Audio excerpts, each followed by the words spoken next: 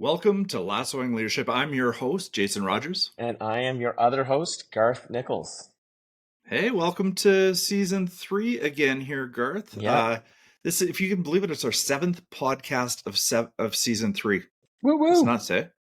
Yeah, we've only covered 3 episodes, but there's been quite a few special episodes we've snuck in there. We've had Danny Bauer, Hal Hannaford, and my favorite was a live recording at NLC. So pretty good so far. We've had a pretty good run. Yeah. I know people are excited to hear about a recap of the big game. But before we get there, Garth, why don't we preview some of what our listeners have to look forward to in the coming episodes? Yeah, thanks, Jason. It was great. And these couple of episodes with Danny, with Hal at the NLC, really got us some good feedback on what we are shaping into for season 4. Because as we like to say, Ted Lasso only has 3 seasons, but we are carrying it on into season 4. And who knows how much longer. But at the NLC, it was great because people had listened to it and clearly really enjoyed the fact that, one, we're going to plan to carry on, which is really nice to hear. And 2, that we're actually going to be getting some real leaders in there, which is really exciting for us. So that's the feedback we've been getting. And I think that speaks to like our expansion of the network of who we're inviting into the podcast, and people seem to be really enjoying it. Yeah, and a huge thanks to everybody who came up to us out at the NLC and shared their insights on the podcast. Yeah. And we really hope those comments keep coming because, for season 4, we do want to interview potentially dozens of educational leaders and leaders in business, to find out what their version of the Lasso way is. And more than anything, we want to keep bringing value, insight, and hopefully a little entertainment to our network of leaders. Yeah, and we had this guest-a-palooza, which was pretty awesome. And so we are looking at ways to bring quite a few people back for these sort of short and snappy episodes where we just like mine for the leadership gold that's in there. So why don't you tell them about the guest-a-palooza we just recorded? It's going to drop soon. Yeah, we're going to drop it in about a month, but it was great. We had 5 leaders back with us, and we went through everything from a little game of this or that to some really rich and detailed leadership advice as we wrapped up that podcast. So I can hardly wait to have the team back on there. Garth, do you want to tease a few of the names who are going to be joining us? Yeah, I'll tease actually all of them. So we had Tracy Foucher, Virgil Hill, Dr. Kathy Bishop, Tanai Naik, and Dr. Nicole Asazi join us. And we had a this or that, everything from dogs and cats and coffee and tea to early morning meetings, late morning meetings, meditation versus work, training or getting a workout in. And then we got into like the nuggets of gold, like how do you hire well? And those conversations, it was just amazing. Yeah. So you have that to look forward to, everybody. So rich. And I guess, that's probably enough with the future, Garth. Why don't we look at the present? What do we got going on here in the next little bit? Yeah. So for listeners that are new to the show, this podcast is where we dive into individual episodes of the hit TV series Ted Lasso to learn more about leadership, how to lead in a better, more kinder, more compelling way. And we've created this podcast of our love of learning, leadership, and of course, Ted Lasso. And Garth, over the time, some of our big learnings over the last 2 seasons into this 3rd season is it's time for us to reflect on what's important about our leadership and invite you and our guests into that reflection. And so to do this, we talk about our favorite characters of the episode, leadership nuggets of gold, and we take a stab at renaming each episode just for fun. And we leave you with a leadership challenge based on our learning. So Garth, let's dive into this episode. What have you been hearing from our listeners? What's the listener feedback you've got for us?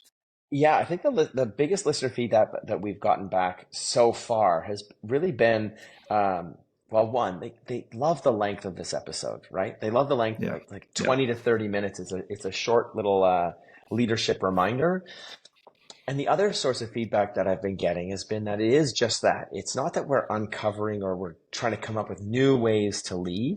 We're just giving really good, like the podcast is providing really good reminders of leadership. So I know that, speaking with Tanai not too long ago, Tanai Naik, who's out in Hanoi, he was saying, I listened to this podcast, and some previous episodes that I like because it's good reminders. It's almost like leadership training.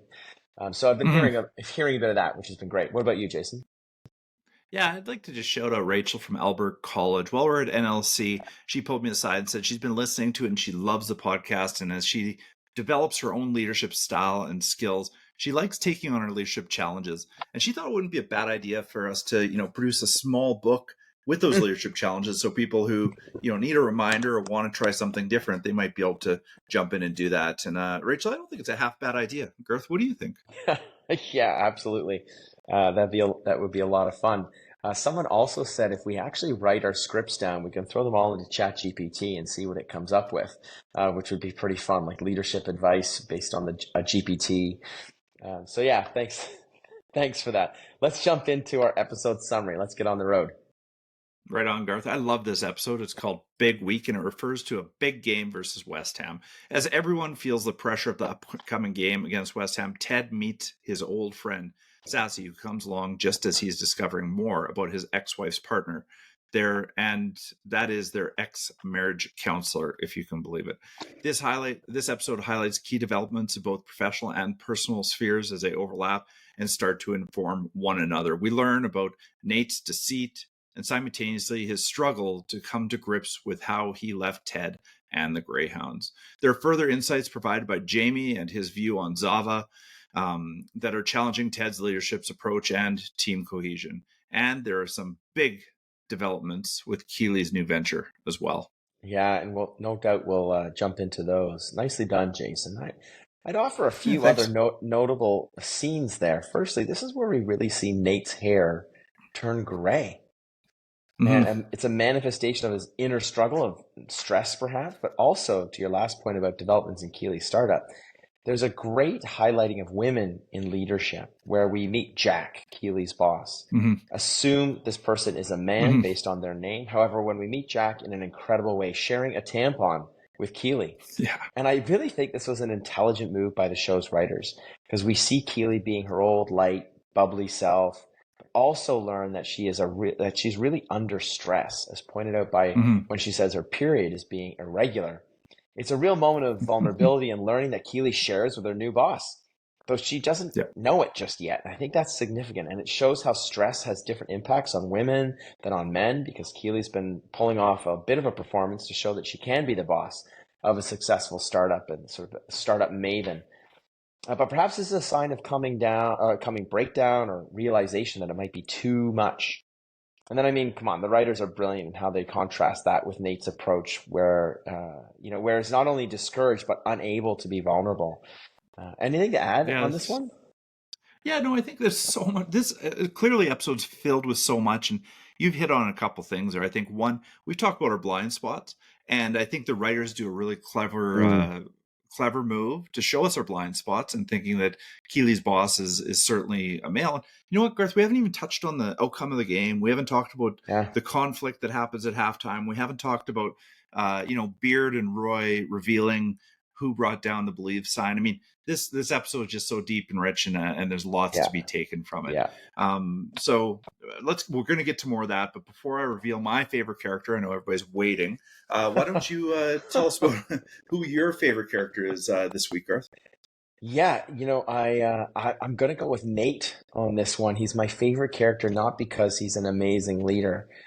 He's my favorite character because of what he's going through, and you see Mm-hmm. him almost like an early stage of back in the early stages of what Jamie was struggling with: Mm-hmm. fame, selfishness, those types of things. Here's Nate reaching out to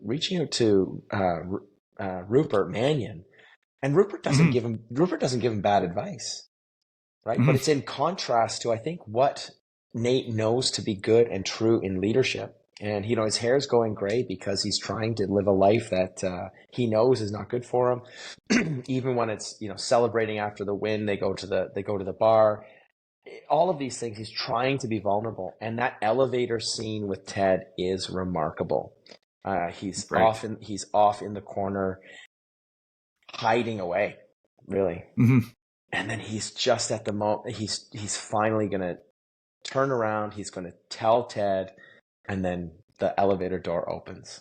More to come on that when we rename the episode. But for that, so much like Jamie, like we see him really trying to make strides in his own leadership and his own identity. And for that, I really liked him. I think, that's a good point. I actually do like Nate in this episode for those reasons, Garth. And I think this comes back to I wonder if Nate doesn't have a little imposter syndrome going on here. He's getting deep into the weeds here. I think he's getting nervous about, his leadership. And I do think he is, he's playing with vulnerability, but I don't think he's brave enough to get all the way across that vulnerability gap. And I think that's where he's languishing in this episode. And I think that's Yeah, where his stress may be coming from. that's so interesting, Jason. I love that. Like he's toying with it. He's playing with the idea of vulnerability. He's looking for someone to validate the new direction that he's going in, and so he looks to Mm-hmm. Rupert, and Rupert is telling him, "Don't be vulnerable." Um, so I find that really interesting that like his internal motivation is to be vulnerable. His but he's hitched himself to this guy, which is a totally different form of leadership. So I think imposter syndrome is a great call, Jason. Yeah. Who's And I think yours? there's I think I'm going to tell you in 1 second. I know you're Okay. just hanging on, Yeah. but I think there's an incongruence between Nate and his boss. And I think in our own leadership, we can think Mm. about that, whether it's a board in ourselves or a supervisor ourselves or ourselves and somebody we're supervising, what kind of stress that incongruence can create. And then second to that, what can we do to overcome that, or do we need to move on? And I think the writers reveal that in the episodes ahead. But for me, it's Roy Kent as always. This week, Oh, well I think done. Roy continues to teach us really valuable lessons. And the lesson I take here is do do what you said you're going to do. We see that he shows up at Mm. Jamie's door 4 a.m. to start the training session. And I think too often as leaders we get busy, make promises, and forget to follow through. And it's human to do those things, but Roy, he's not going to let this one get past him because it's that important. And for this simple reason, I'm loving Roy and his demonstration to servant leadership. He does not need to work out at 4 a.m. anymore, but he's doing it to support, one of your favorites. Mm. So I think you should be appreciative of that, Garth. He's showing what it means, Jamie, to be truly committed. So there Yeah. you have it. Yeah, that's pretty good. There are a couple points where he kind of falls down for me in this episode, but on the whole, let's carry on with that. What is your leadership lesson for this that you pulled out of this episode? Okay, so for me, the leadership lesson comes when Beard and Roy are sitting in the locker room after the devastating defeat at the hands of West Ham. Okay, as you might remember, Ted wasn't able to be in the locker room at the start of halftime, and Roy and Beard decide to show the clip of Nate tearing down the Believe sign, all in an attempt to fire up the boys and get them going. After the half, the team came out in a complete furor. They were more than fired up and took several red cards, which led to an embarrassing 4-1 loss to West Ham, which brings us back to how Roy and Beard accept the fact that they messed up. They acknowledge with Ted after the game, and although there is a sting of the loss hanging over all of them, Ted handles it with Mm. calmness and indicates that there's a lot of soccer yet to play this season. And there are two takeaways here, Garth. I think it's important to accept failure, okay, and it's okay to apologize. So bravo to Beard and Roy. And when someone apologizes, and Ted does this perfectly in this episode, accept it. Accept the apology. It'll bring them closer to you, and you're able to move forward together, even as painful as it is, because I'm sure Ted was not happy in that moment. What about you, Garth? Great scene. Great leadership lesson extracted from there. I would just sort of piggyback on that to say vengeance and anger never works out, right? Yeah, That's right. not a way, like when you start to motivate yourself through vengeance and anger, it really never works.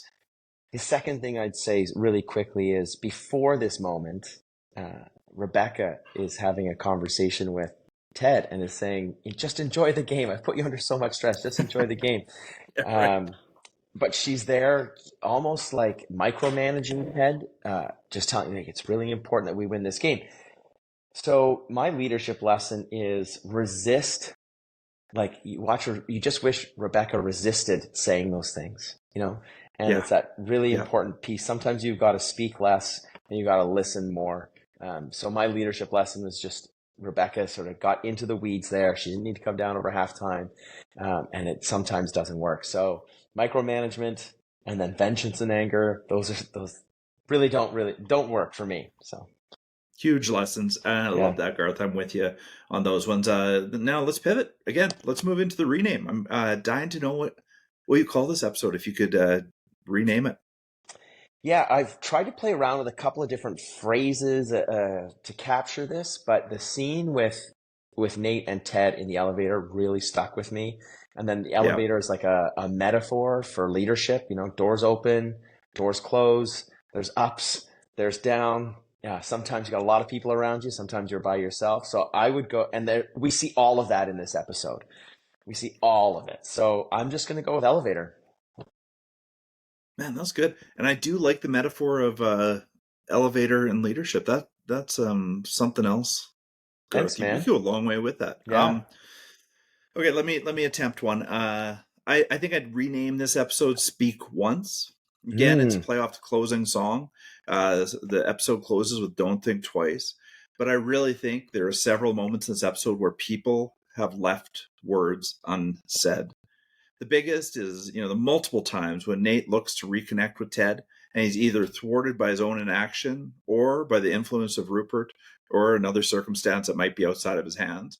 And I can't help but think that this is weighing heavily on him. And if he had just spoken once, he may feel a lot better in the end. Um, so yeah, I think that's it, Garth. Do you mind? Would you mind if I jumped in on the leadership challenge this week?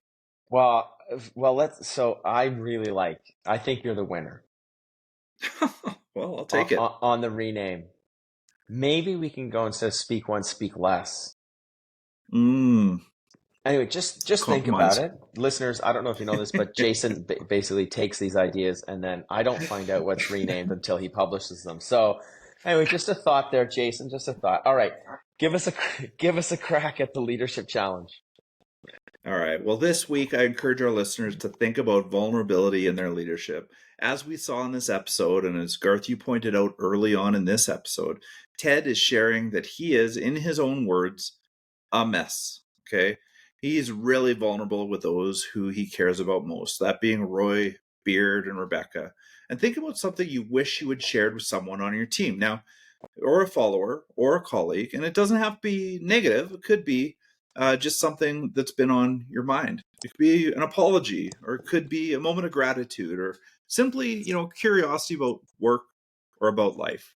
Just take the leap, speak once, and put yourself out there. What do you think, Garth? Beauty, beauty. I got one for us too. Um, Let's have it. because of the nature, like you brought out the leadership lesson here from Roy and Coach Beard's attempt, to fire up the team, and it's always really important to take a step back and what's your motivation for working in this way that you are working in? Make sure that you are working in a positive way, not out of vengeance, not out of anger, not out of egoism. Try and remove the ego from it. I just recently re-listened to our episode with Danny Bauer talking Mm-hmm. about stoicism and Yeah. be the rock that the waves just sort of crash over. There's another side to it, which is just check your motivation. So this episode really draws that out for me. So that's my leadership challenge. Reflect on, why you do what you do and how you're interacting with other people. Leadership challenge accepted, And Garth. I I really accept yours, appreciate that. Jason. Well, thank you, buddy.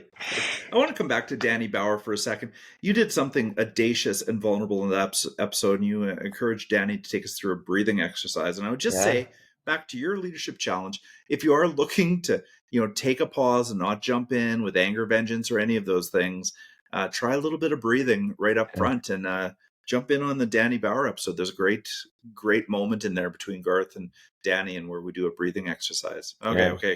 okay. Thanks for listening, everybody. That brings us to Yes. the end of this episode. And just a reminder, for those of you who are out there, we love to hear your feedback. If you like the episode, please rate it and share it with your friends. And if we're ever going to get Sudeikis on here, we're going to need your support. So Garth, it's your turn. Why don't you take us home, buddy? We haven't lost our motivation to get Jason Sudeikis on here. So, keep listening, keep liking us on all this platforms. So, hey, listen, everybody, until next time, keep leading the Lasso way. Thanks, y'all. Thanks, everybody.